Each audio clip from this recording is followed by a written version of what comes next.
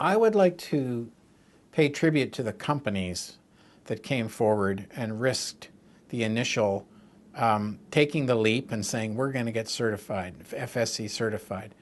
It's true that that this thing probably originally came from the environmental community, but there are a number of companies, you know, and I can name them here in Canada: Tembec, Alpac, Domtar, who were the first in, and they risked a lot. This was an unproven system.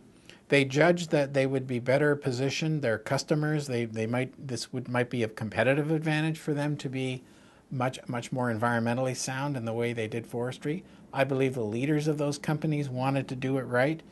It came out of a period when there was great animosity and market campaigns going on. So I think some of them were looking for a little green cover from all of these market campaigns. Nothing wrong with that. But you know, the fact is that these companies made huge commitments to get FSC certified. Tembec, for our goal for WWF Canada was to get 20 million hectares certified in Canada. Tembec accounted for more than half of that in terms of their forest management units. So that they are a big player. These weren't the little mom and pop companies. These were the big market drivers. And our goal was to get 20 million hectares certified. We now have 38 million hectares certified. So these companies really stepped up. And right after they made these commitments, or shortly thereafter, the bottom fell out of the industry. I mean, the economic conditions couldn't have been worse. The high US dollar, the high cost of energy, the floor fell out of the US housing market so that the lumber sales dropped.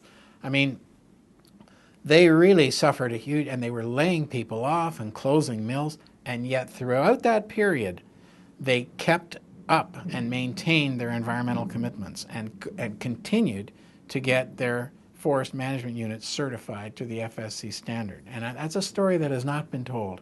I think it took a lot of courage for them to commit in the first place. In some cases, they had to break ranks with their peers, with other companies, with their own provincial industry association to take this leadership. And then once they did make the commitment, they hung in there and they were loyal. And so that's a story that hasn't been told, and I think the environmentalists aren't the only ones that should be spotlighted when you talk about FSC. The companies that came forward and have been so loyal to this and accounted for, in Canada, the most FSC certified forest of any country in the world, you know, that's a tribute to the commitment of these companies. And then, of course, many First Nations have embraced this. They've been recognized from the West Coast right across and have shown leadership in terms of protecting the boreal forest. These are amongst the folks who call it home.